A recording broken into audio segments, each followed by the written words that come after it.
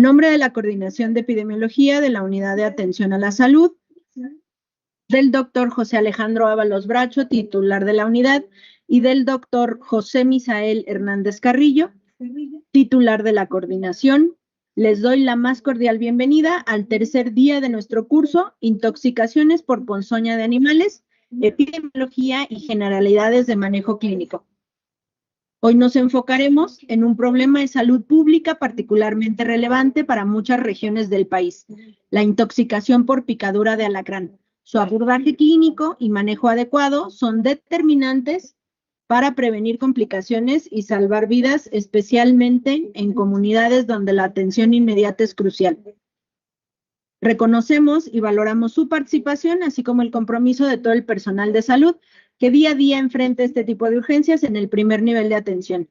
Bienvenidas y bienvenidos.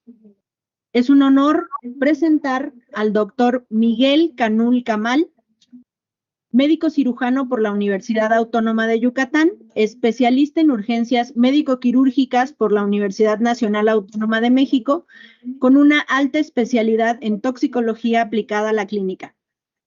Cuenta además con el grado de Magisterio Internacional en Toxicología, que respalda su amplia formación y experiencia en el campo de la toxicología clínica y la atención de urgencias. Actualmente el doctor Canul Camal se desempeña como médico adscrito al Centro Toxicológico del Hospital Juárez de México y al Servicio de Urgencias del Hospital General Regional número 1, Carlos MacGregor del IMSS, en la Ciudad de México. El día de hoy nos impartirá el tema manejo de la intoxicación por picadura de alacrán dentro del marco de este curso de intoxicaciones por ponzoña de animales, aportando su experiencia en el abordaje clínico y tratamiento oportuno de este tipo de casos. Adelante, doctor Canul. Hola, muy buenas tardes a todos. Antes que nada, agradecerles por la invitación, ¿verdad? Cada uno de los organizadores, a Jan, que estuvo también parte aquí de la invitación que nos generó para poder estar este día aquí con ustedes. Y pues desde luego a la maestra Reina por la presentación y a todos los que involucra la coordinación de epidemiología del IMSS Bienestar. Bueno, pues muchas gracias. Vamos a dar inicio a este tema. Este tema, como vimos, como ya mencionó también la maestra, cobra relevancia porque es una de las principales causas de intoxicación o envenenamiento por animales venenosos que existen en nuestro país, que justamente la picadura por alacrán. Ya durante la charla, pues vamos a ver cómo es algunos mitos que de repente llegamos a tener en cuanto al diagnóstico y la atención por este tipo de situaciones. Entonces, vamos a dar inicio a esta charla. Muy bien, parte de los objetivos es conocer un poco sobre lo que es la picadura de alacrán, cómo lo definimos, cuáles son las manifestaciones que van a tener los pacientes, un poquito de epidemiología, de la taxonomía de estos alacranes que existen en el país, fisiopatológicamente cómo se genera el cuadro clínico y al final el diagnóstico y el tratamiento, ¿no? Entonces vamos a tratar de involucrar un poquito de todo esos objetivos para lograr dar a entender de manera fácil a toda la audiencia, pues la manera en cómo debemos abordar y diagnosticar a estos pacientes. Vamos a dar inicio primero con algunas situaciones que de repente llegan a ocurrir, de dónde tendríamos que buscar información o a qué nos haremos referencia cuando hablamos de una picadura de alacrán. Esto siempre es muy polémico porque de repente dicen, no, es que hay artículos o hay información que nos hablan de escorpiones, o hay artículos o información que nos hablan de alacrán. La verdad es que estas dos palabras, tanto escorpión como alacrán, son sinónimos, ¿no? Se refieren al mismo animal. Sin embargo, ¿de qué va a depender llamarlo alacrán o escorpión? De dónde se deriva etimológicamente. Si hablamos que prácticamente algunos se derivan del griego, otros del árabe, y en relación a eso, pues va a ser etimológicamente a lo que hace referencia si es un alacrán o escorpión. Aquí en México, prácticamente nosotros hablamos de alacrán, ¿no? Sin embargo, si buscamos literatura a nivel mundial, probablemente vamos a referirnos como un escorpión, que al fin y al cabo es como les comentaba, hace referencia al mismo animal. Nada más que hay que reconocer que de acuerdo a la región geográfica, en cuanto a la especie que existe en diferentes partes del mundo, pues sí van a haber variaciones en relación a las toxinas que van a estar involucradas en el envenenamiento. Muy bien, entonces vamos a iniciar definiendo a qué hace referencia el término alacranismo. El término alacranismo o picadura de alacrán hace referencia a cuando el alacrán nos inocula veneno, a cuando lo llegamos a tocar, a pisar, ya sea de manera accidental, como puede ocurrir en la mayoría de los casos. Entonces, ¿qué va a ocurrir? Este veneno nos va a generar una diseminación a través de la vía cutánea a la vía sanguínea, y esto va a generar alteraciones tanto datos simpático-miméticos como parasimpático-miméticos, ¿no? Y si no se trata de manera rápida, pues al final nos va a generar la muerte del paciente. Por lo tanto, todo paciente picado por alacrán, vamos a definirlo como una urgencia médica, ¿no? Independientemente si hablamos de un alacrán de importancia médica o no, todo paciente con picadura de alacrán va a tener estas características. Y bueno, otra situación que tenemos que tomar en cuenta es que actualmente con el auge de las redes sociales, lamentablemente muchas personas generan contenido como para volverse virales sin tomar las medidas precautorias y sin saber o desconocer qué tipo de animal estamos tocando, ¿no? Como en este caso, vamos a ver algunos videos que les traje el día de hoy para que ejemplifiquemos justamente esta situación, ¿no? Vemos aquí cómo sin el debido cuidado manipulan alacranes, ¿no?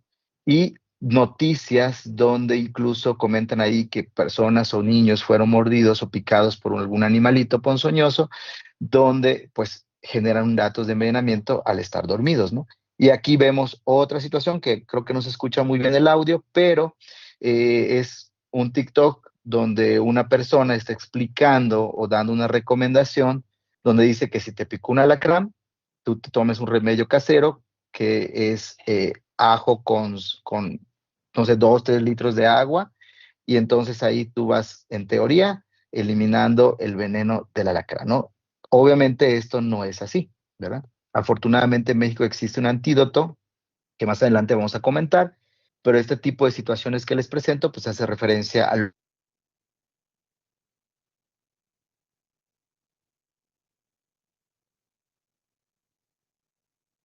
Ahora, noticias a nivel nacional, hay muchísimas, y bueno, muchas de estas hacen referencia a casos de muerte.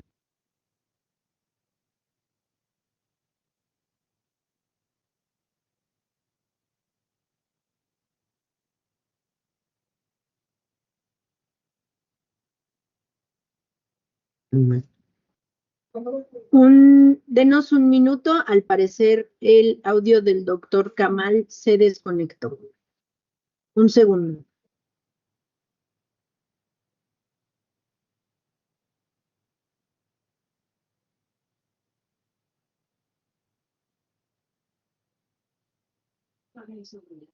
Pero no soy yo. Hola, hola, buenas tardes.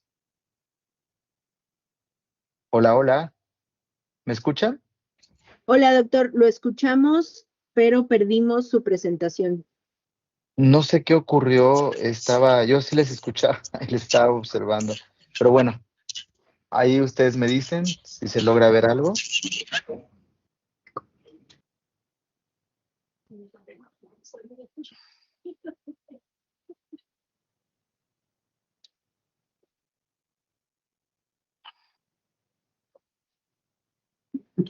Ahí vemos nuevamente su escritorio, tal vez sí, pues ahí ya vemos su presentación.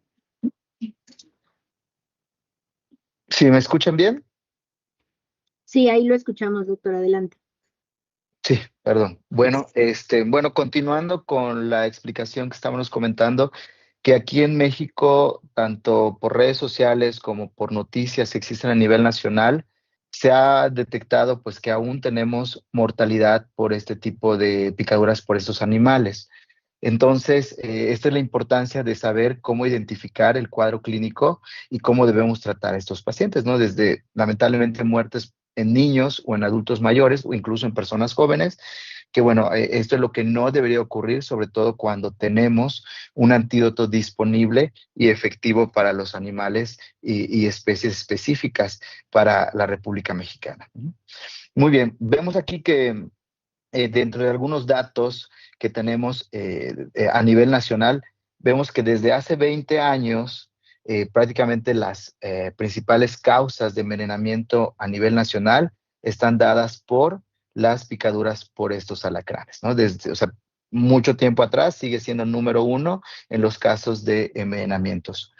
Y bueno, aquí vemos algunos de los principales estados de la República donde se documenta mayor incidencia de estos casos, ¿no? Entre ellos tenemos a Colima, a Guerrero y a Nayarit. Sin embargo, como vemos en esta gran lista, pues prácticamente en toda la República Mexicana se generan datos de envenenamiento, pero bueno, estos que marco en rojo, digamos que son los principales estados donde se da la mayor reporte de estas incidencias, ¿no?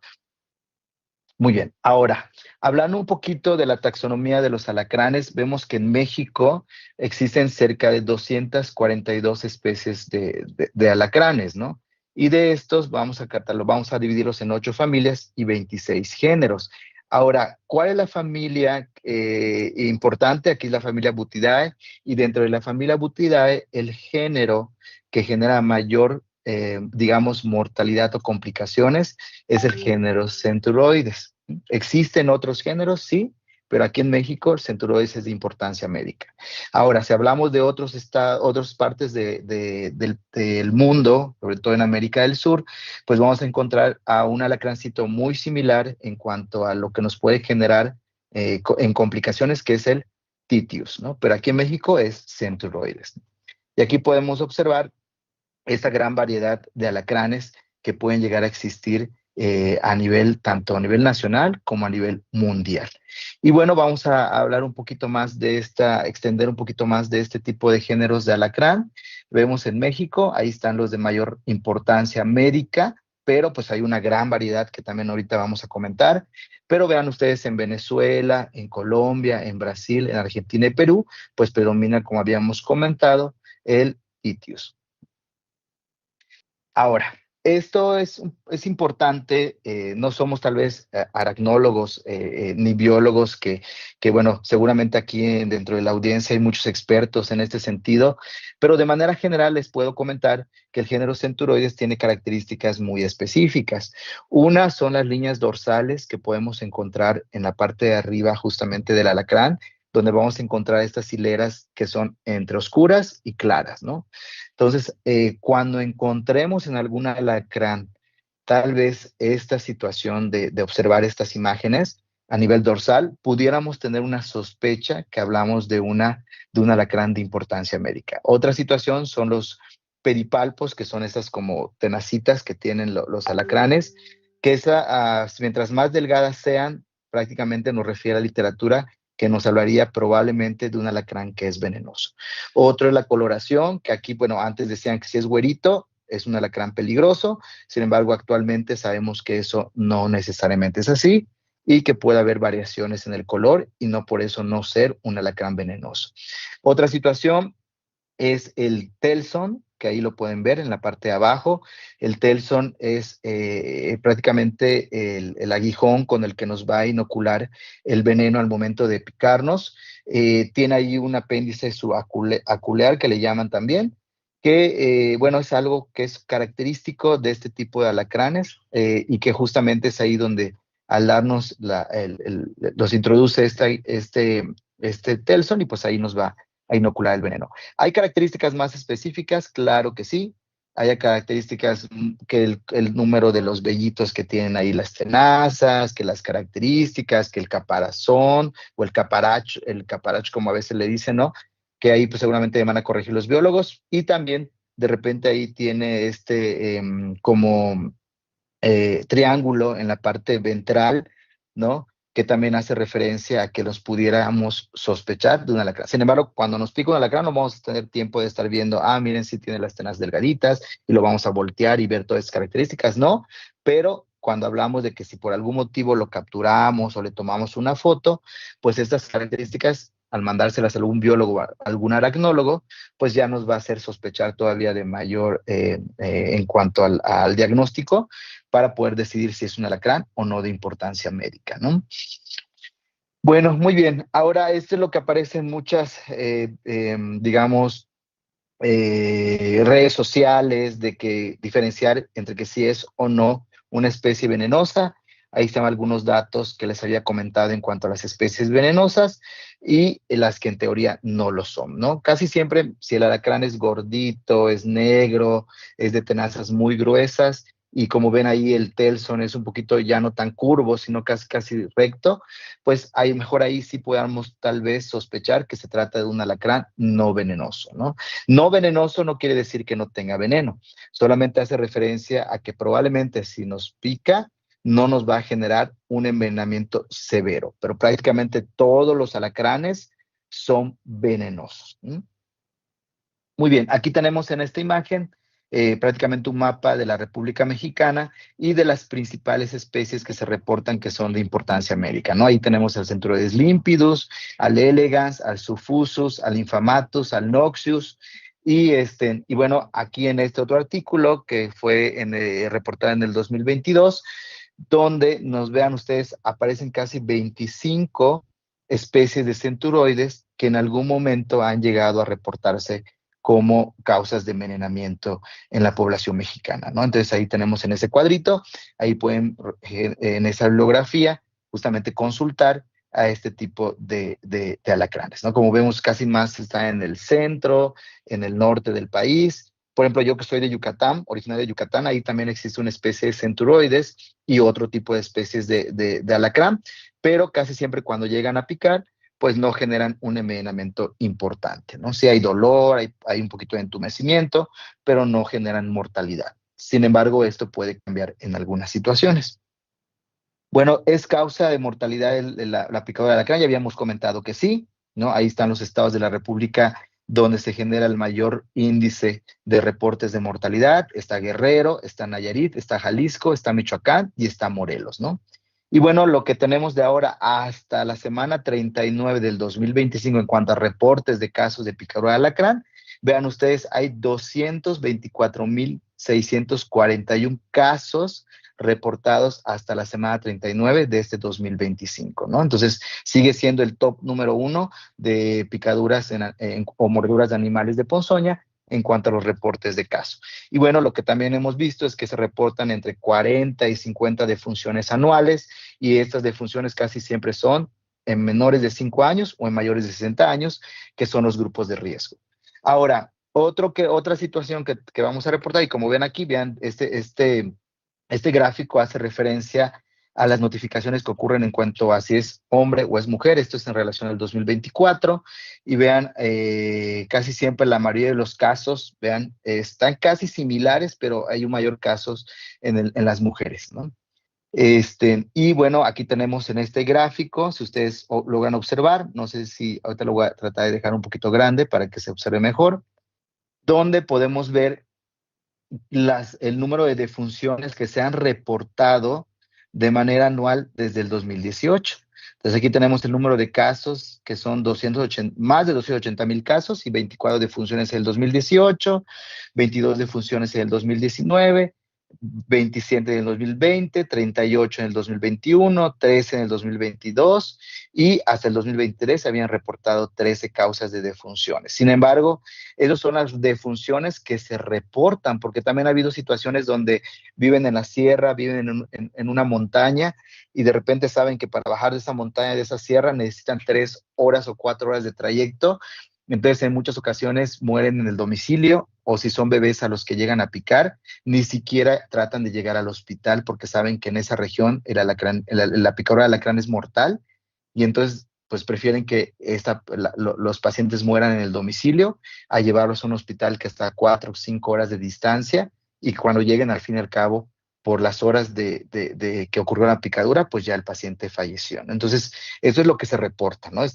Falta lo que no llega a reportarse, ¿no? Muy bien. Entonces, sitio anatómico donde pica el alacrán, la mayoría de las ocasiones es en la mano, ahí está el gráfico, es en la mano. En segundo lugar, prácticamente es en el brazo y en el pie. En tercer lugar es en las piernas y ya en últimos lugares, pues zonas especiales como es la cabeza, la cara, el cuello, entre otros, ¿no? Pero bueno, el sitio anatómico de la mano es la mayor causa, es el mayor sitio donde ocurre esta situación. Factores de riesgo para tener, para que nos pique un alacrán, pues hay muchos, casi siempre los alacranes pueden picar a cualquier hora del día, ¿eh? O sea, en la mañana, en la tarde, en la noche, pero muchos de los reportes son durante la noche, porque el alacrán sale a buscar alimentos, sale o a veces está arriba de los techos y de repente se cae sobre la cama del paciente. Tal vez la época del año en la que ocurre la mayor incidencia, sí es en la época donde hay mayor calor, porque es donde sale mayormente este tipo de alacranes. No, les digo ya, en toda la época del año, no van a decir, el doctor me dijo que solo en la noche y cuando hay calor. No, en cualquier época del año, pero tal vez esas temporadas son las de mayor incidencia. Obviamente en sitios o en lugares o poblaciones marginadas donde probablemente haya mucha acumulación de rocas, de basura, vivan en techos que son de lámina o techos de madera, que son sitios donde probablemente ahí es donde se va a esconder el alacrán, o en zonas donde hay mucha hierba, ¿verdad? Poca limpieza, pues también ahí son sitios donde pudiera haber una mayor incidencia en los casos de alacranismo, ¿no? Muy bien. Vamos a hablar un poquito ahora de la fisiopatología en cuanto a las manifestaciones clínicas y qué es lo que genera el envenenamiento cuando nos llega a picar el alacrán. Ahí tenemos que la principal toxina implicada se llama escorpamina, ¿no?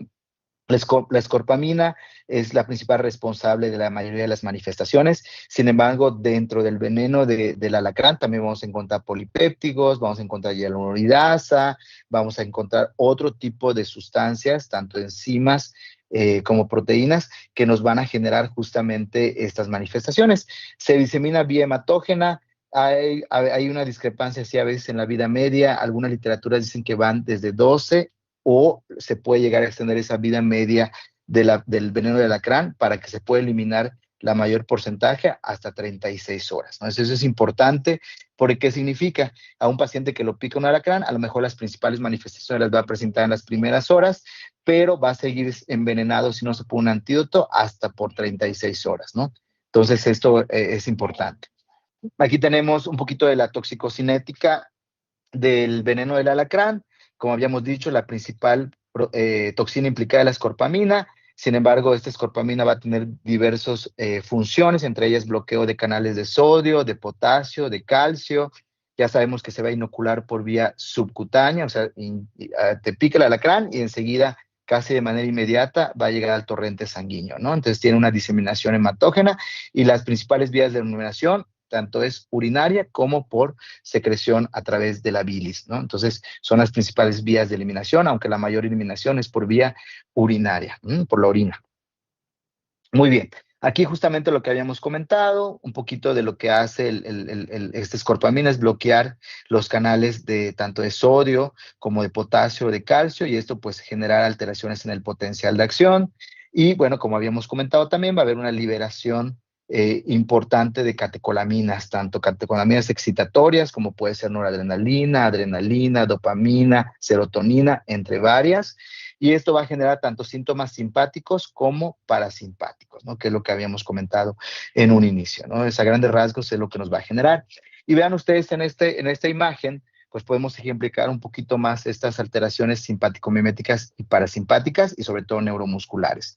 ¿Qué nos generaría a nivel simpático? Pues elevación de la presión arterial, de la frecuencia cardíaca, sudoración, agitación, convulsiones incluso. Y a nivel colinérgico, ¿qué nos va a generar? Lo contrario, bradicardia, va a haber vasodilatación, va a haber vómitos, salivación excesiva, miosis, priapismo, broncoespasmo, broncorrea.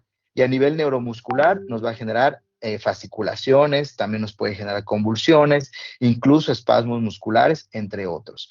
Y ahora, si no controlamos estos efectos y dejamos que el envenenamiento evolucione, va a generarse arritmias cardíacas, desde bloqueos, arritmias ventriculares, arritmias auriculares y al final datos de insuficiencia cardíaca, falla de la bomba, incluso edema agudo pulmonar y que esto nos lleve a deterioro respiratorio, falla multiorgánica y al final la muerte, ¿no? Entonces, son algunas de las situaciones que van a ocurrir en las picaduras de alacrán. Ujú.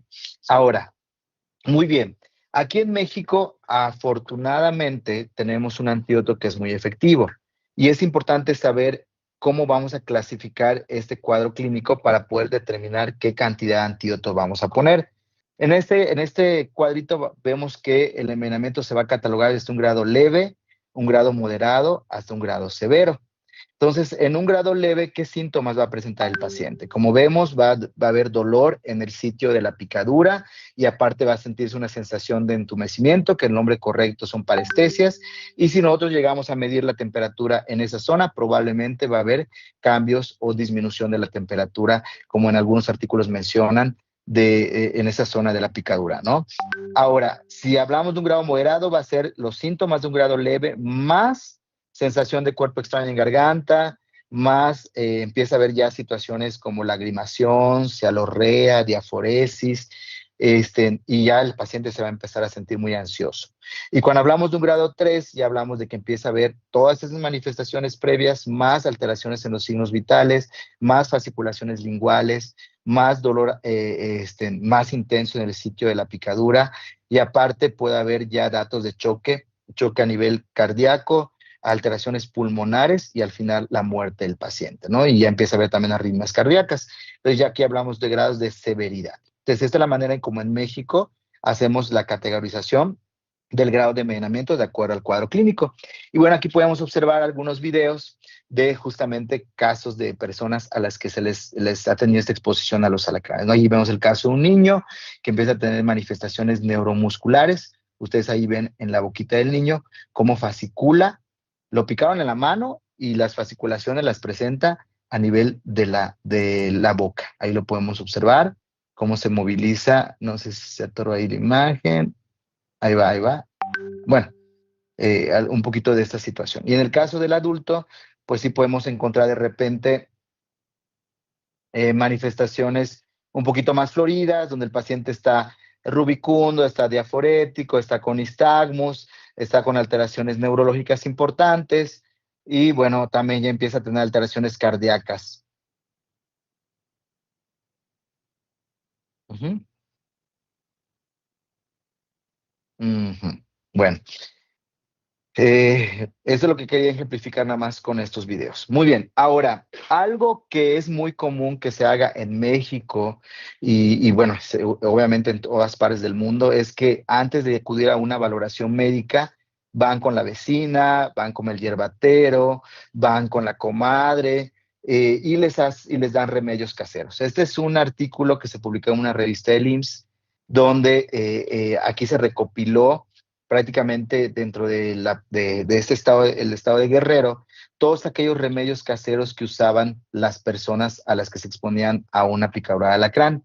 Y bueno, ahí no se ve mucho, pero fueron más de 150 remedios caseros que se empezaron a identificar.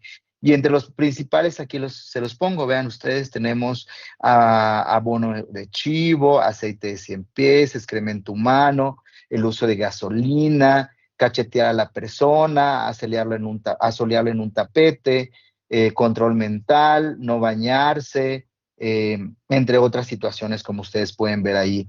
Entonces, ¿esto qué ocurría? Incluso comerse el alacrán, cocinar el alacrán, etc., etc. Entonces, son remedios que lejos de generar un beneficio, solo retrasan el uso del tratamiento adecuado o el tratamiento específico que sabemos que existe, ¿no? Entonces, nada de esto tiene una evidencia científica. ¿Qué puede llegar a ocurrir en algunas situaciones? Que al paciente, si toma alcohol después de una picadura de alacrán, pues no, es más de evidente que probablemente por efecto del alcohol, pues algunos síntomas tal vez se van a ver enmascarados, ¿no? No quiere decir que no esté envenenado, solamente que cuando pase el efecto del alcohol, pues se va a expresar de manera importante estas manifestaciones clínicas, ¿no? Entonces, no hagan nada de esto, es algo que no está bien documentado. Y lamentablemente en Internet también existe una gran variedad de remedios caseros que de repente comentan ahí, que tampoco tiene evidencia, ¿no? Ahí, por ejemplo, dice que tomar bicarbonato de sodio, aplicar amoníaco, comer tamarinos, bueno, X infinidad de cosas, ¿no? Que es algo que tampoco tenemos que realizar. Y bueno, aquí nada más les dejo un videito a ver si se puede reproducir, donde sabemos que el estado de Durango es uno de los sitios donde también hay una mayor cantidad en cuanto al avistamiento de alacranes. Y bueno, no necesariamente quiere decir que son alacranes venenosos, pero bueno, ahí sí es muy común, como una cultura que los alacranes se usen para todo, ¿no? Para dulces, para licores, para hacer recuerditos, ¿verdad? Y aquí, bueno, en este video ejemplifica esta situación.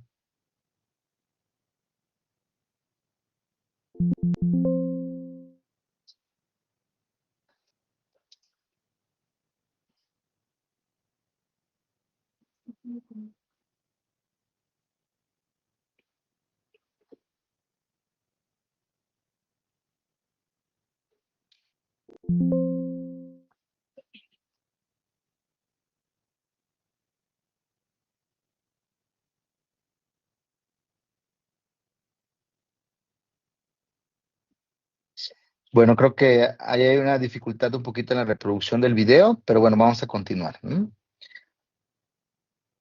Bueno, muy bien. Ahora, este es un caso que ocurrió hace algunos años atrás, donde este paciente es un paciente originario de Morelia. A este paciente lo que ocurre es que estaba haciendo limpieza de un terreno, le pica el alacrán y empieza con las manifestaciones moderadas de alacranismo, ¿no? Ahora, ¿qué ocurre? Le pasan 5 frascos, no mejora, le pasan otros 5 frascos de antídoto, no mejora, le pasan otros 5 frascos y no mejora, y al final ya le habían pasado más de 20 frascos y el paciente no mejoraba. Prácticamente seguía igual que cuando llegó, con cialorrea, con alteraciones en los signos vitales, con disnea. Y entonces aquí el paciente sí evidenció que el alacrán fue el que lo picó. Era muy evidente, ¿no? Sin embargo, ¿qué ocurrió? Que de repente ahí en ese caso le preguntan a la mamá, oiga, pero aparte del alacrán, ¿usted vio si había algún otro animal o qué le hicieron después de la picadura de alacrán? Y entonces la mamá dice, no, pues es que nos comentaron que era bueno darle gasolina. Entonces prácticamente en lugar de que al niño le pongan gasolina en el sitio de la picadura, que tampoco sirve para nada, se lo dieron tomado. Entonces, prácticamente la principal complicación que tenía este chico era por el uso de gasolina al dárselo de manera oral, ¿no? Entonces, ahí pues empezó a generar datos de neumonitis, empezó a dar datos de irritación a nivel faríngeo y pues obviamente era lo que le estaba generando. Ya ahora ni siquiera el veneno era alacrán, sino era el remedio que usaron para este tipo de situaciones, ¿no? Y bueno, nuevamente recapitulando un poquito esta situación que ya vimos, cómo hacer un diagnóstico adecuado. Una, pues saber o haber visto, o por lo menos si se vio, se le tomó una foto, pues es más que evidente que fue una picadura de alacrán, ¿no? Cuando no tenemos esta situación y no evidenciamos al animalito, pues tenemos que llevar por la clínica del paciente. Sin embargo, recordemos que existen grupos de riesgo, entre ellos los niños y las personas embarazadas. Y también los pacientes con alguna comorbilidad, como puede ser diabetes, hipertensión, alteraciones renales, y bueno, siempre saber dónde ocurrió la picadura, ¿no? Si fue dentro de la casa, con un terreno baldío, fue en una bodega, dónde fue, también eso nos haría sospechar, pues, justamente esta situación. Y bueno, para poder descartar alteraciones sistémicas, siempre es importante que si el paciente está en un medio hospitalario, tomar estudios de laboratorio. Los básicos puede ser biometría hemática, química sanguínea, electrolitos séricos, ¿no? Y enzimas musculares, ¿no? Porque recordemos que estos pacientes también hacen alteraciones neuromusculares y pues es importante saber si hay o no elevación de estas enzimas. Bueno, ahora hay muchos artículos que nos hablan de complicaciones que pueden ocurrir en la embarazada. Fíjense que aquí en el Hospital Juárez de México hemos tenido situaciones tanto en casos de picadura en una embarazada por centuroides como por Bejovis mexicanus, que Bejovis mexicanus es una especie aquí en la región central de México considerada no de importancia médica. Pero sí ha habido situaciones en donde a la embarazada le pica el alacrán, llega casi casi asintomática o con síntomas muy leves y a las pocas horas después de la picadura empieza con contracciones uterinas, ¿no? O con desprendimiento de placenta o con partos prematuros, ¿no? Esto es importante porque no hay que minimizar en estos grupos de riesgo las situaciones que pueden llegar a ocurrir o las complicaciones, y más en una embarazada, donde tal vez el veneno no penetre como tal la barrera placentaria, pero sí las manifestaciones clínicas en la embarazada, en la mujer, puede repercutir en el pronóstico del bebé, ¿verdad? Entonces tengan mucho cuidado cuando tengan este tipo de pacientes, no minimizar estos casos. Ahora, siempre hay que hacer diagnósticos diferenciales. No lo olviden. ¿Cuáles serían estos diagnósticos diferenciales? A veces confundimos las manifestaciones clínicas con picaduras y mordeduras de otros animales, como es el latrodectus. Otro tipo de situación son pacientes drogados con metanfetaminas, con cocaína o con algún otro droga estimulante, o incluso hasta con cafeína, ¿verdad? Que llegan todos excitados, taquicárdicos, hipertensos y alucinando, y de repente de esas alucinaciones dicen ellos que les picaron algunos animalitos, cuando en realidad ni siquiera le picó algo, solamente es efecto de la droga que está generando esta situación, o alteraciones que nos generen datos colinérgicos, muscarínicos, como pueden ser los organofosforados, que nos van a generar cialorrea, diaforesis, broncorrea, y que en ocasiones de severidad también las picaduras de alacrán nos pueden dar estos síntomas. Entonces también hay que hacer este diagnóstico diferencial. En esta tablita les pongo todavía más fácil cuando no sabemos si le picó un alacrán o una araña a un paciente. Entonces, ¿cómo podemos hacer este diagnóstico diferencial? La mayoría de las ocasiones, el latrodectismo, que es la picadura, la mordedura por viuda negra o por araña de latrodectus, van a tener un dolor generalizado. No es un dolor como en el alacrán, que es un dolor localizado al sitio de la picadura. En el caso de la mordedura por latrodectus, el dolor es en el abdomen, en la espalda, en las piernas.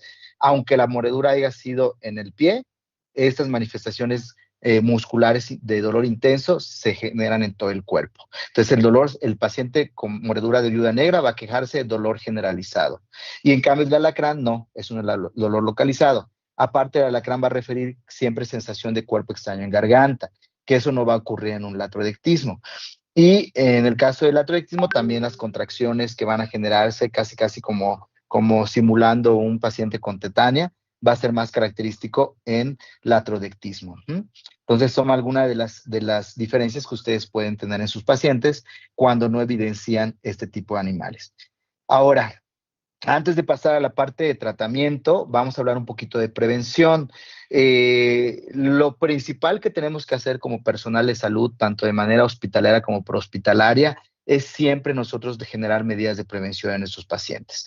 Entonces, quiero referirles que si viven en un bosque, si viven en una selva, si viven en lugares cercanos a un cerro, a un árbol, pues siempre hacer limpieza de manera periódica, tanto en la casa como en el jardín, pero que esta limpieza sea con guantes gruesos, con botas y con ropa de manga larga, ¿no? Para evitar justamente esta exposición.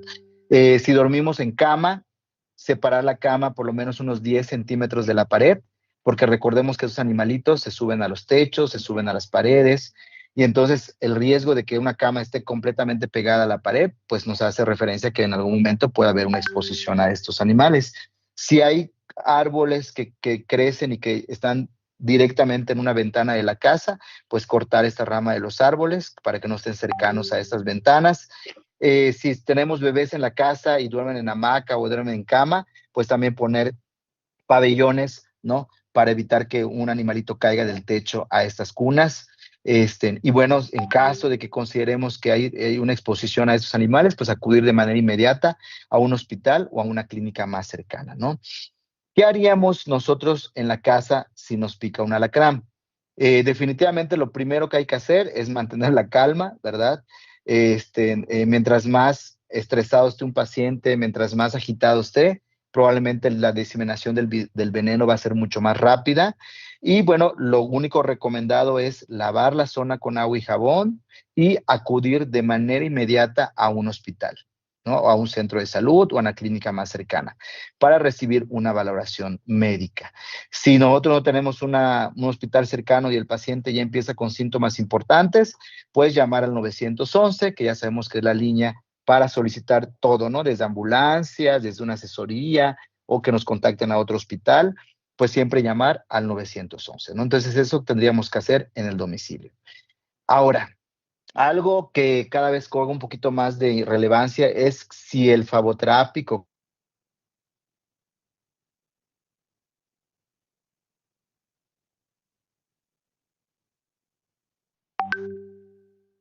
de personal prehospitalario, de los paramédicos.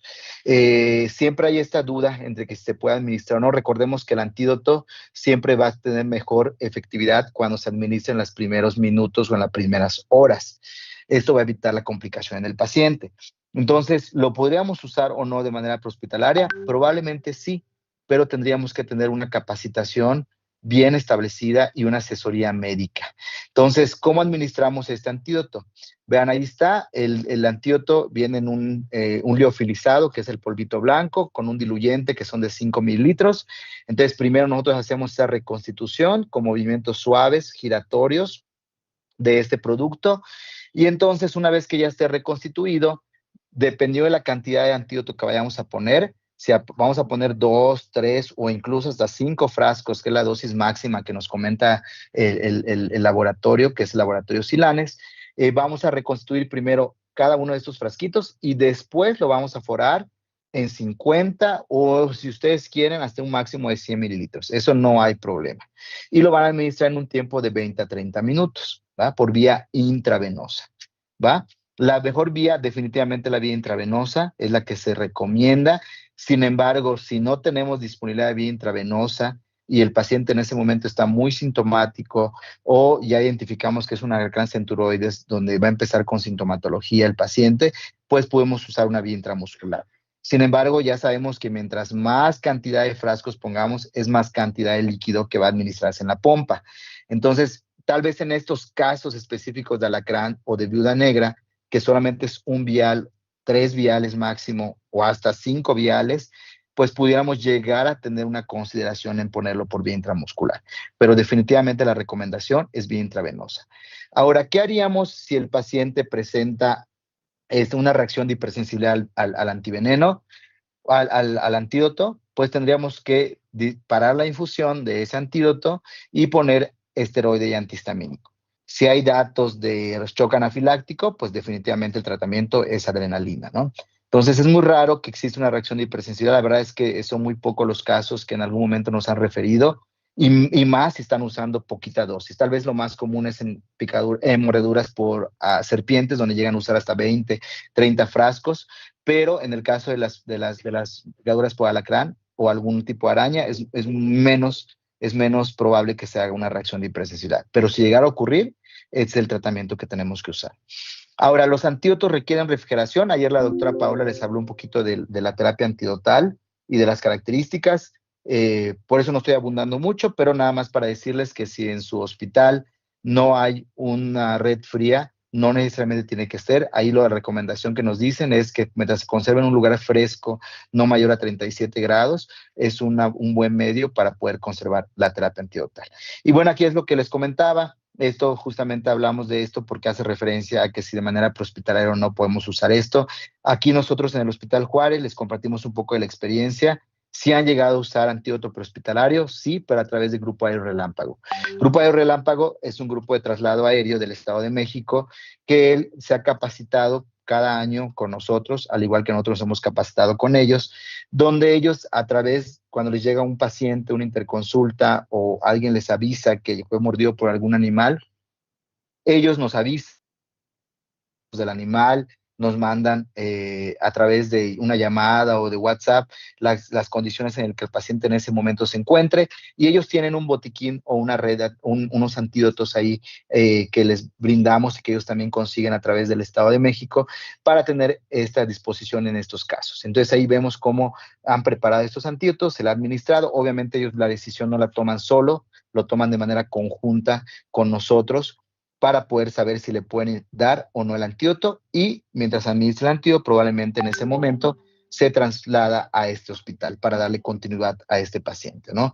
A veces mejoran los pacientes de manera prehospitalaria y no requieren un internamiento, pero a veces no. Entonces, en ese caso, pues tenemos que trasladarlo a una unidad hospitalaria. Entonces, la respuesta es, ¿se pudiera administrar prehospitalariamente? Sí, pero con asesoría y con entrenamiento y con adecuada capacitación del personal que va a hacer esta administración. Sobre todo por el riesgo de que pudiera haber de reacciones de hipersensibilidad. Muy bien, y ya pasando a la última parte que es el tratamiento, todo paciente intoxicado o envenenado, la maestra Patricia Escalante, que es la fundadora de este centro toxicológico donde yo laboro, ella siempre nos comenta que la omisión del soporte vital es la principal causa de muerte o de mal pronóstico en el paciente intoxicado. Entonces, esto que hace referencia, si nosotros no tenemos un antídoto en ese momento que llegue el paciente, tenemos que instaurar medidas ABC. Entonces, tenemos que ver si el paciente está desaturando, si está con broncorrea, si está convulsionando, si está hipotenso, si está taquicárdico, si está con una arritmia letal, si está hipertenso. En ese momento tenemos que dar antihipertensivos y tenemos que iniciar vasopresor, tal vez. Tenemos que tratar la arritmia de acuerdo a los algoritmos establecidos, claro que lo tenemos que hacer. Poner oxígeno, intubar al paciente, sí. Sí lo tenemos que hacer, y más si en ese momento no tenemos disponible antídoto, ¿no? Entonces, no esperar 2 horas, 3 horas mientras nos llega el antídoto, mientras nos abren la gaveta donde está escondido el antídoto, pues no. Entonces, primero, medidas de soporte, ¿no? Que es el ABC. Ahora, ¿podemos usar analgesia? Claro que sí, el paciente va a tener dolor, podemos usar AINES, pudiéramos usar opioides, tal vez, pero recordemos que el paciente, debido a esta variabilidad neurológica que puede llegar a tener, pues los opioides tal vez no son la primera opción, pero sí lo pudiéramos llegar a usar, pero aquí lo primero es analgesia, puede ser AINES, paracetamol, ketorolaco, clonidinato de lisina, diclofenaco, el AINE que ustedes tengan disponible, lo podemos llegar a usar.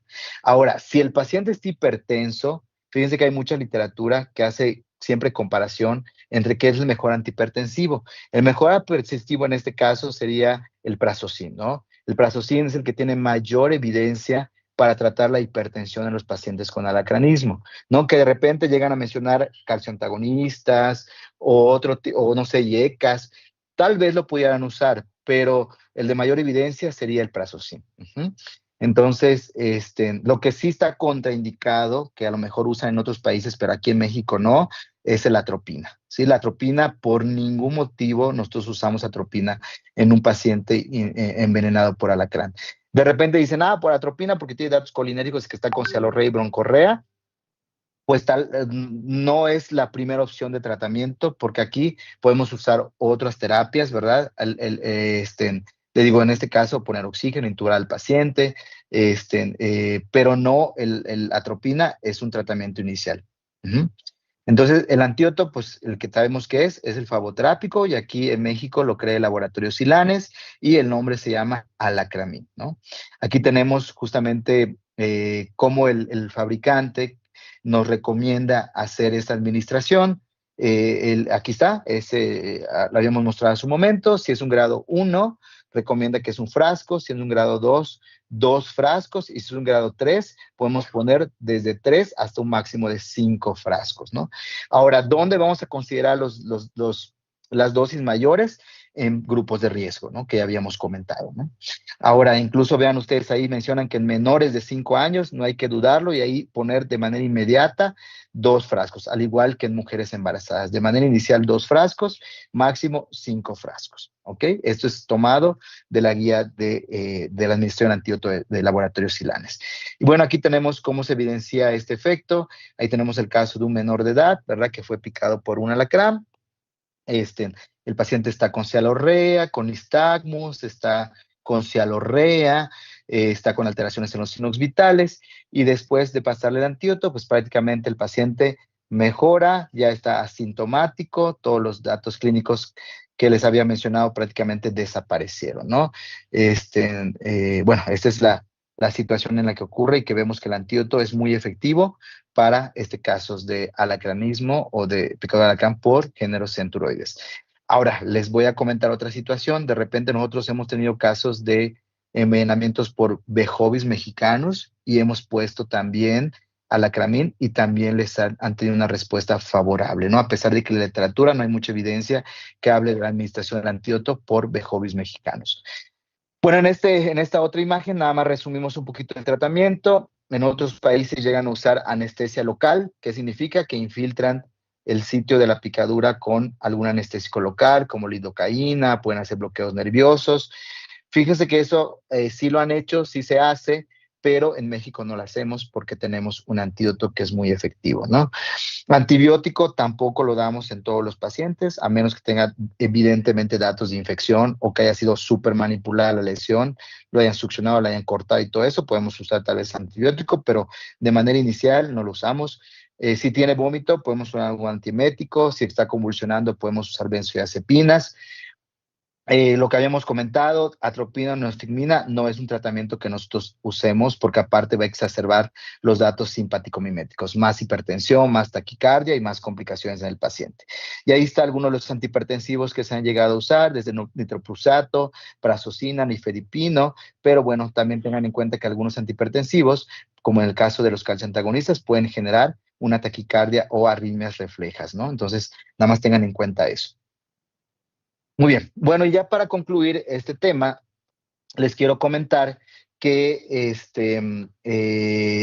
una recomendación que nosotros hacemos como centro toxicológico y que, bueno, una de las funciones que tiene dar estas charlas, estas pláticas a personal implicado justamente en la obtención y en la administración del antídoto es el tener un botiquín toxicológico disponible las 24 horas del día en los servicios de llegada de los pacientes, que puede ser un centro de salud, que puede ser en urgencias, que puede ser incluso hasta en un consultorio, siempre y cuando que hablemos que son zonas endémicas donde existe esta problemática de manera importante.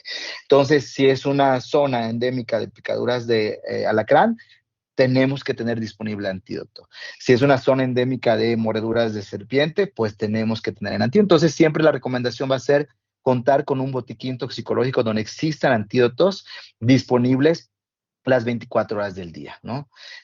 Porque sí, muchas de las causas de complicaciones son porque los antídotos solamente los maneja epidemiología y están disponibles solo en la mañana o están disponibles hasta que llegue alguien que tenga la llave o de repente ni siquiera sabemos que en nuestro hospital existe el antídoto. Eso también. De repente es que no hay antídoto y luego al día siguiente empiezan a averiguar, sí hay 100 cajas en la farmacia, ¿no? Pero como nunca lo usaban o no sabían que ahí estaba, entonces no saben que en realidad existe ese recurso. Entonces siempre contar con este botiquín. Ahora, otras recomendaciones en cuanto a las conclusiones es no minimizar los síntomas en los grupos de riesgo, ¿verdad? A pesar de que veamos que en ese momento que nos llega tenga síntomas leves, siempre pensar que son los grupos que se van a complicar. Y bueno, ante la falta de antídoto, nunca olvidar el soporte vital básico, las medidas ABC, no dar remedios caseros, ¿no? Siempre realizar diagnósticos diferenciales y más cuando no observamos el animalito que nos mordió o nos picó. Dar la capacitación de manera prehospitalaria es muy importante y siempre pedir asesoría a los expertos, ¿no? Sabemos nosotros que como médicos a veces tenemos esta situación de que creemos saber todo cuando no siempre es así. Y entonces siempre tener el recurso, la disponibilidad de consultar con los expertos cuando tenemos ciertas dudas sobre cómo administrar o si en realidad lo que mordió, lo que picó a esa persona es un animal de ponzoña, ¿no? Entonces siempre tener esta situación. Ahora en México, afortunadamente, el laboratorio que hace el antídoto, que es el Laboratorio Silanes, del cual también yo pertenezco a esta red de toxicología, crean esta red que se llama Retox, que es una red que ustedes pueden descargar en sus teléfonos celulares o ver directamente desde de internet, donde ahí en esta red Tox, como pues obviamente ellos saben en qué hospital de su estado de la República tienen el antídoto. Entonces ustedes pueden entrar, ver ahí qué hospitales son los que cuentan con el recurso e incluso ver qué animales son los que tienen principalmente ustedes en su estado de la República. Y también ahí en esa misma red Tox hay una red de expertos por estado donde hay toxicólogos, médicos urgenciólogos, biólogos, herpetólogos, químicos, entre otros especialistas, que pues lo que hacen es justamente estar a disposición para saber en qué momento ustedes pueden requerir del apoyo de cada uno de ellos, ¿no? Entonces, ahí lo pueden consultar, se llama Red Tox, y bueno, pues y en el caso de que también nosotros como centro toxicológico nos quieran hacer una consulta o una asesoría, o quieran una asesoría, pues vean, ahí están nuestras redes sociales, es el correo electrónico, residentestoxhjm23@gmail.com o toxicologiahjm23@gmail.com. Igual están los teléfonos directos, acuérdense que estamos en la Ciudad de México, entonces tienen que poner 55, 57, 47, 75, 16. Ahí está mi teléfono personal por cualquier situación que quieran también consultar. Y bueno, nada más un poquito de comercial. Recordemos que la doctora Paula también les comentó que estamos actualmente sacando una revista que cada 6 meses pues va a hablar de una temática distinta, que en este caso fue serpientes venenosas. El próximo va a ser animales, alacrán y arañas. Y bueno, también comentarles que yo también pertenezco al Comité de Toxicología de la Sociedad Mexicana de Medicina de Emergencias. Ahí también tenemos algunas actividades y algunos temas de toxicología que ustedes pueden consultar en las redes sociales. Y bueno, también pertenezco a la Retox para cualquier tipo de asesoría en el que podamos apoyar, ¿no? También estoy aquí en el Centro Toxicológico del Hospital Juárez de México, ¿no? Entonces, pues prácticamente sería todo por mi parte. Si tienen alguna duda o alguna pregunta, con mucho gusto podemos responder. Muchas gracias, doctor Miguel Ángel Canul, por su presentación y por toda la información que nos comparte el día de hoy respecto a este importante tema en este curso de intoxicación. Vamos a dar paso a la lectura de algunas preguntas. Si nos puede ir favoreciendo con sus respuestas, yo las voy a ir leyendo. El día de hoy tenemos un poco más de tiempo que el día de ayer.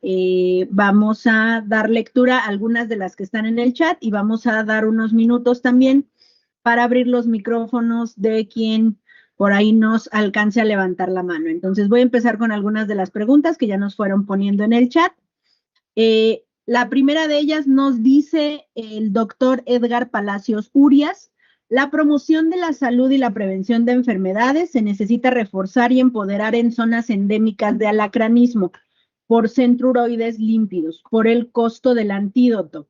¿La fumigación es efectiva y cuál será el adecuado? Bueno, yo creo que esa pregunta, yo creo que hace referencia a que cómo controlar tal vez la proliferación de los alacranes. Yo creo que a eso hace referencia porque dice cómo controlarla. La verdad es que recordemos que cada especie de animal que existe en el mundo está hecho para control de plagas y para control de ciertos insectos o animales. En el caso del alacrán, no podemos exterminar completamente todos los alacranes. Recordemos que ellos siempre han existido, pues desde que antes que nosotros existiéramos, ¿verdad?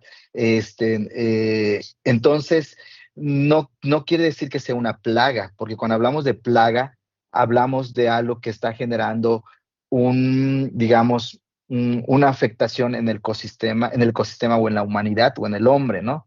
Como puede ser, no sé, plaga de mosquitos, plaga no sé, de roedores, ¿no? En el caso de las alacranes no podemos considerar que sea una plaga. Que pueda existir regiones que nosotros invadimos cuando construimos nuestras casas, cerca de un cerro, cerca de una montaña, cerca de un lugar donde hay muchas piedras, que son hábitats, pues, de esos animales. Lo que pudiéramos hacer son medidas de prevención, como ya mencionamos, ¿no? Fumigar dentro de la casa donde vivimos, ahí sí, podemos usar insecticida, podemos usar piretrinas, piretroides, a lo mejor algunos insecticidas que tienen carbamatos, pero no digo, hay muchas marcas comerciales, ¿verdad? De las que podemos hablar. Sin embargo, para hacer fumigación dentro de la casa o de sitios donde pueda haber un riesgo de que esos animalitos entren, sí podemos fumigar, ¿sí? Sí podemos fumigar. Este, eh, Incluso existen lugares o existen organismos o que se dedican justamente a fumigar estos lugares dentro de las casas. Ahora, si van a fumigar, recuerden que es fumigar en la casa y salirse por lo menos unas 3, 4 horas del domicilio y cuando regresen ustedes, dejar abierto todo para que no vaya a haber un riesgo de que ustedes también se intoxiquen. Pero es lo que les digo, nada más quiero hacer esta diferencia de que no estamos hablando de una plaga del alacrán, ni estamos hablando de una plaga de serpientes, ni estamos hablando de una plaga de arañas violinistas o arañas viudas negras, ¿sí? Eso digamos que esa palabra es muy peligrosa usarla porque hablaríamos de un problema mayor, ¿no? Sí es un problema importante las mordeduras o picaduras, pero no al riesgo de una plaga, ¿no? Porque ahí sí estaríamos involucrando muchas cuestiones más. Uh-huh. Muchas gracias, doctor. La siguiente pregunta es de Eric Casas Reina. Él nos pregunta: ¿es recomendable referir desde un inicio a la paciente embarazada picada por alacrán si llega a un primer nivel de atención? Toda paciente embarazada es un grupo de riesgo y toda paciente embarazada, aunque sea sintomática, se tiene que referir a una unidad hospitalaria, ¿sí? Toda paciente, no hay que iniciar, como lo habíamos comentado, ha habido casos donde la paciente está completamente asintomática o con dolor muy leve y de repente a las 6, a las 8 horas, a las 12 horas empieza con contracciones uterinas. Entonces hay que tener mucho cuidado. ¿Sí? Una embarazada siempre va a ser un grupo de riesgo. Muchas gracias, doctor. La siguiente pregunta es de vigilancia epidemiológica de Morelos, del doctor Ricardo Pablo. Nos pregunta, ¿qué opinión tiene del uso de personas voluntarias que aplican el faboterápico en zonas de difícil acceso por vía intramuscular? ¿Hasta cuánto tiempo de traslado cree usted que pueda ser una buena estrategia hacer uso de este personal? Muy bien. Miren, fíjese que después de una picadura de alacrán, a los 15, 20 minutos después de la picadura, los pacientes que tienen un envenenamiento empiezan con las manifestaciones, ¿no? Obviamente, mientras más horas pasen, las manifestaciones van a aumentar en caso de que pues, se inocule una cantidad de veneno también significativa. Pero bueno, a los pocos minutos, 15, 20, 30 minutos, empezamos con síntomas. Ahora, tal vez esa pregunta hace referencia a que si un personal no médico o no de la salud puede administrar un antídoto. Miren, la respuesta es que si tiene la capacitación adecuada y sabe de los riesgos que pueden llegar a ocurrir, y sobre todo si hablamos de zonas lejanas, como bien comenta usted, donde no hay un médico, no hay una enfermera, no hay un paramédico que llegue en las primeras horas después de una picadura, y sabemos que en esa región, como por ejemplo Guerrero, que sabemos que es uno de los lugares donde hay mayor picadura y severidad de alacrán, o Morelos o Morelia, y que sabemos que la comunidad está lejana, se pudiera capacitar a personas de la población para administrar un antídoto. Sí se puede, pero requiere, como bien digo, una capacitación adecuada, sabiendo la manera de administrar y las complicaciones que pueden generarse en ese tipo de administración, ¿no? Entonces, sí hay beneficio de administrar un antídoto, pero necesitamos saber que en realidad se requiera y que sepan cómo administrarlo. Muchas gracias, doctor. La siguiente pregunta es de Rubén Carmona Noyola. Él nos hace una pregunta que se ha repetido bastante desde estos días y el día de hoy ya la tenemos como 4 o 5 veces y habla en relación a si un faboterápico que está caducado, ¿cuánto tiempo después se puede utilizar? Y en las otras preguntas que se repite, es la misma pregunta relacionada a si se pueden utilizar faboterápicos caducados. ¿Qué nos podría comentar al respecto? Miren, si hablamos de normas, si hablamos de reglamentos, es más que evidente que no podemos administrar faboterápicos caducos, ¿no? Eso está regulado, eso está descrito, eso es como cualquier otro medicamento, ¿no? En ese sentido no podemos administrarlo. Ahora, disculpen, por ahí dicen que no se escucha, ¿es así o sí me escucho? Sí, lo escuchamos bien, doctor. Estamos también Perfecto, muy monitoreando bien. desde otros puntos y lo escuchamos bien. Perfecto, muy bien. Entonces, comentaba de que no, miren, ¿se ha llegado a administrar antídotos caducos? Sí. ¿Se ha llegado a administrar antídotos caducos cuando hay un peligro de riesgo en el paciente? Sí. Ahora, hay muchos artículos, ustedes pueden consultar, igual se los puedo compartir, que hacen referencia a que en muchas ocasiones, después de ciertos años, todavía el antídoto tiene cierta efectividad. Eso no lo digo yo, no digo, mi experiencia dice que sí se puede administrar. La evidencia, artículos comentan que sí ha habido situaciones donde se ha administrado hasta incluso 20 años después de haber caducado. Eso no quiere decir que le estoy diciendo que administren un antídoto que ya tiene 20 años, ¿no? Ni que tiene 10 años. Eso solamente quiere decir que ante una situación de riesgo, si la característica del antídoto, como es el color, que sea un polvo blanco, que no tenga cambios de coloración y que al momento de diluirlo conserve su propiedad donde el diluyente, porque cuando ustedes diluyen un antídoto no queda blanco, queda transparente. Si un antídoto caduco cumple con esas características y ustedes no tienen ningún otro recurso y el paciente está gravemente intoxicado, valoren el riesgo-beneficio de administrarlo, ¿verdad? porque si no su paciente se les va a morir. Entonces, o se va a complicar más todavía. Entonces, ante esta situación, yo les diría valoren riesgo-beneficio. Muchas gracias, doctor. Tenemos otra pregunta en relación a, nos la hace Paola, dice, en caso de no tener soluciones para la dilución, ¿cuánto sería el mínimo de solución para poder pasar el antídoto? Muy bien.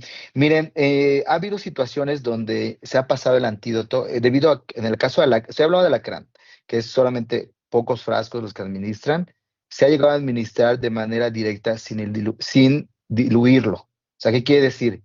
Yo reconstituyo mi antídoto en 5 mililitros, que es el diluyente, y lo administro de manera directa. Sí ha llegado a ocurrir esas situaciones, ¿no? Y no necesariamente quiere decir que esté administrado de manera correcta. Sin embargo, la recomendación es diluirlo, pero en situaciones de riesgo se puede administrar de manera directa y también ha habido situaciones donde se ha hecho de esa manera y no ha habido complicaciones. ¿Cuál es la intención de hacerlo de manera diluida? Es por si llegara a presentar situaciones de reacción de hipersensibilidad. Tú al pasarlo en 15, 20 minutos, y si en los primeros 5 minutos hay una reacción de hipersensibilidad, pues ¿qué haces? Paras el antídoto. Pero si en un dado caso lo administras directo, como ustedes dicen, ¿no? En lo que trae el diluyente, pues aquí el detalle es que ya lo administraste y si hace reacción, pues ya no lo puedes evitar, ya lo pasaste. Muchas gracias, doctor.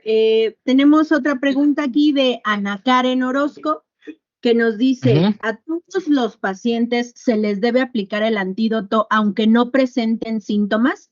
¿Y los No, esteroides histamínicos sirven para la intoxicación si no cuentas con... muy bien. En la primera pregunta, no todos los pacientes requieren antídoto. Hay casos de envenenamiento muy leve, donde el paciente solo refiere un dolor, no sé, de intensidad 3 de 10, 4 de 10, y tú le pones analgésicos, le pones paracetamol, le pones diclofenaco, ketorolaco, el que tú tengas en ese momento, y el paciente remite el dolor, no requiere un antídoto, ¿sí? En casos muy leves, no requieren. Por ejemplo, en Yucatán, nuevamente retomando a mi tierra, ¿verdad? Ahí hay alacranes grandototes, ¿verdad? Te pican y te van a generar dolor, incluso generan entumecimiento. Pero los pacientes ni siquiera van a consultar. Se toman un ketorolaco, se toman un diclofenaco, un paracetamol, y a las 2, 3 horas ya no tienen dolor, ¿no? Eso no quiere decir que esté bien en el hecho de que no acuda a una valoración médica. Simplemente quiere decir que el paciente solo con analgesia mejoró y no requirió un antídoto. Ahora, ¿cuándo requiere un antídoto? Cuando el paciente empieza a tener diaforesis, empieza a tener alteraciones musculares, nistagmus, sensación de cuerpo extraño en garganta, salivación excesiva, alteraciones en los signos vitales. Es más que evidente que ahí va a requerir una terapia antidotal, porque es lo que va a matar al paciente. ¿Mm? Ahora, en lo relación a lo segundo, que si se requieren esteroides, no, los esteroides no están indicados en picaduras de alacrán, a menos que existe una reacción de hipersensibilidad al antídoto o al veneno del alacrán. Que una reacción de hipersensibilidad no es lo mismo que un envenenamiento. Entonces, esteroides iniciales en un paciente envenenado por alacrán no están justificados. Muchas gracias, doctor. Vamos a dar paso a las últimas preguntas escritas en el chat para dar paso a quien tiene levantada su mano. Nos pregunta Kim Olivares respecto a la cantidad máxima de flavoterápicos a administrar en las intoxicaciones graves. Hemos tenido discrepancia con los urgenciólogos de los hospitales, ya que argumentan que se pueden aplicar más de 5 flavoterápicos. Nosotros basamos nuestra evidencia en la guía de práctica clínica y en el manual de procedimientos. Claro.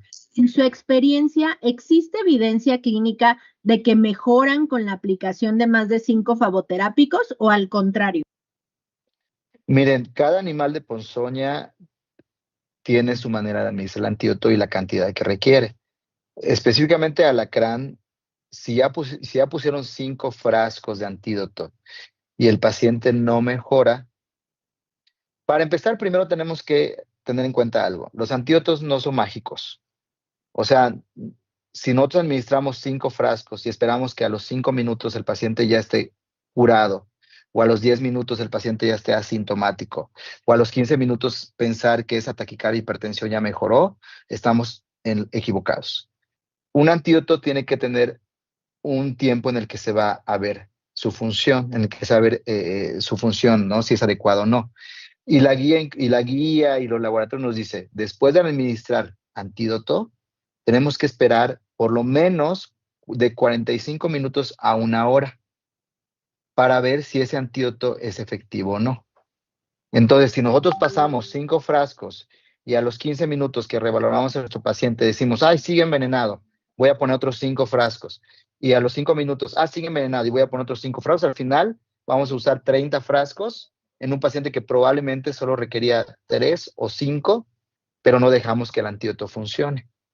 Entonces, la recomendación siempre es, después de administrar una cantidad de antídotos, esperar de 45 a 1 hora, de 45 minutos a 1 hora. Y ya si después de esa hora el paciente sigue sintomático, vamos a valorar cuántos requiere.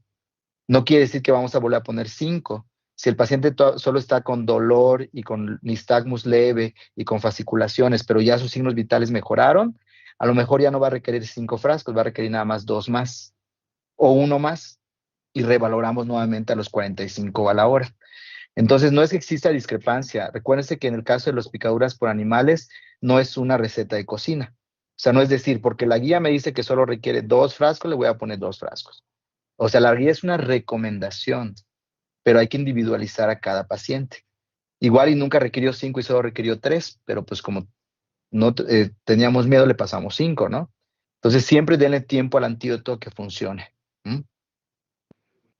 Muchas gracias. Las últimas 2 preguntas en el chat nos dice Margarita Hernández Jaimes, ¿en pacientes alcoholizados se puede aplicar el fagoterápico, ya que está confirmado por familiares la picadura de alacrán? Y Huitel nos pregunta, si la picadura ocurre en pacientes en periodo de lactancia y se usa antídoto, ¿se suspende la lactancia? Esas preguntas son muy interesantes.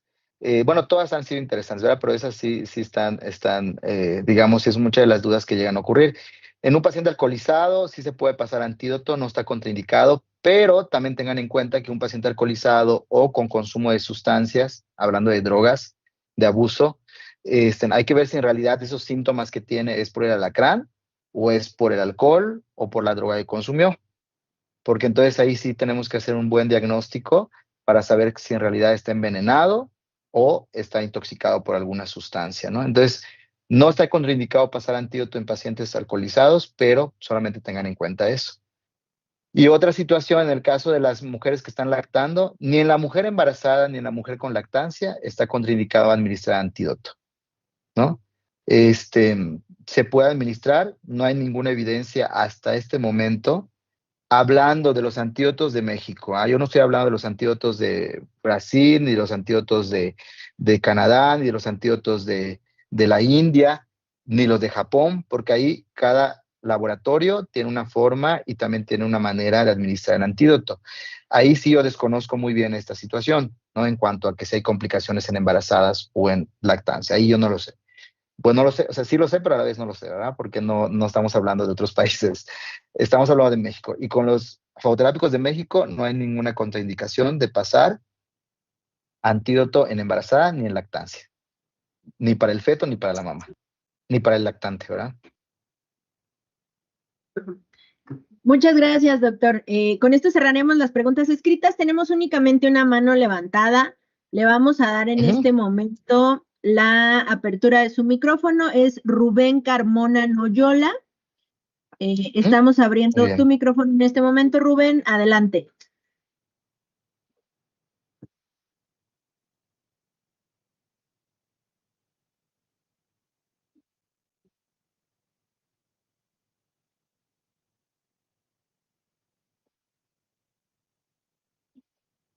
Creo que no se escucha el audio. Bueno, ahí va. Creo Ahí va. que Sí, ya, ahora no lo ha abierto. Rubén Carmona Noyola es quien tiene abierto. Sí, ya. ¿Sí? Rubén. Gracias. Sí. Mire, sobre los fagoterápicos caducados, le mencionaba hace un rato que sí me gustaría que nos compartiera los artículos que tiene sobre frascos o fagoterápicos caducados, Sí, claro. porque hemos estado en lugares muy remotos donde es de difícil acceso y en algún tiempo, en algún momento, sí hemos aplicado favoterápicos caducados. Estamos hablando que estábamos en la sierra y pues son 4 o 5 horas de camino y que en tiempos de lluvia pues no podías bajar. Entonces, a mí sí me gustaría que nos compartiera los artículos para leerlos, son muy interesantes y para aprender más sobre eso, pero sí, y también comentarle que hace algún tiempo escuché con laboratorios Silanés que a los favoterápicos tenían como de 15 a 20 años de vida después de tener la fecha de caducidad. Miren, eso es un artículo, eso que usted comenta es un artículo que reporta que en ese estudio que se hizo, en esa determinación de efectividad en antídotos, se comprobó que hasta esos antídotos, que específicamente ese artículo, pueden llegar a tener hasta una efectividad 20 años después de haber caducado. Por eso le comento que hablar de esta situación es un tema delicado porque legalmente no podemos usar caducos. Sin embargo, en la evidencia que reportan algunos artículos, sí refieren que hay efectividad. Y bueno, es más que evidente que sí funcionan los antídotos caducos, siempre y cuando conserven sus características, ¿sí? Sus características, como habíamos comentado, físico-químicas, ¿no? Si es así, pudiéramos llegar a considerar usarlo, ¿no? Como bien usted comentó, ¿no? Pero bueno, aquí lo ideal sería siempre usar antídotos no caducos, ¿verdad? Eso es lo ideal. Ya en casos extremos, pues si no tenemos mayor recurso, pues lo pudiéramos llegar a considerar. Yo se los paso, si quieren, se los paso a Jam, que es el que tengo el teléfono, y bueno, y a la doctora ahorita que ya me compartió la maestra, y se los hacen llegar, yo creo que por chat, o por el correo o algo, ¿no? Para que lo tengan. Ok, sí, gracias. Sí, muchas gracias, sí. doctor. Por último, tenemos la última mano levantada, que sería la última participación del día de hoy. Es Alberto. Alberto, estamos por darte permisos a tus micrófonos y cámara. Adelante.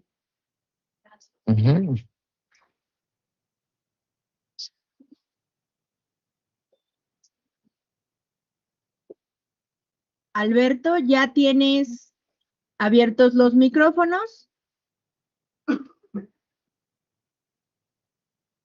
¿Tienes ese artículo? ¿Me lo puedes pasar? De la caducidad. ¿Para qué lo envía? A ver si lo envío de una vez. Es que ahorita lo estoy Alberto. buscando. Bueno, creemos que tal vez tuvo ahí algún problemilla. No pudo. ¿Tienes ya habilitados los micrófonos y tu cámara, Alberto? Bueno, vamos a dar paso a el doctor Gian Jacobo Gutiérrez Sereno, titular de nuestra División de Prevención y Protección Específica, para que nos dé su mensaje.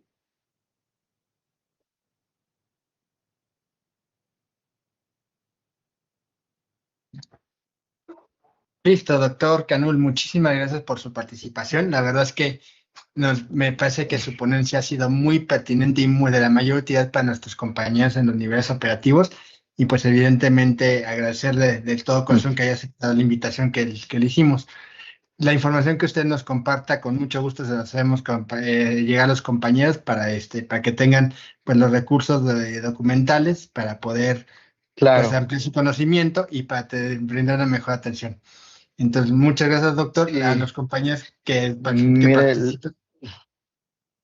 Sí, perdón, le escucho, Jan, perdón, disculpa. No. Sí. Entonces, a los compañeros que están en la sesión les agradecemos y también comentarles que, porque ahorita está viendo, pues hay preguntas de viuda negra, estoy viendo preguntas de otras especies y ese es un tema que veremos mañana y el viernes con la picadura de serpientes. Pero sí, justo, y luego de repente llega a haber algunas otras dudas, háganoslas llegar y pues nosotros también veremos la forma de hacérselas llegar al doctor Canul, ¿vale? Sí.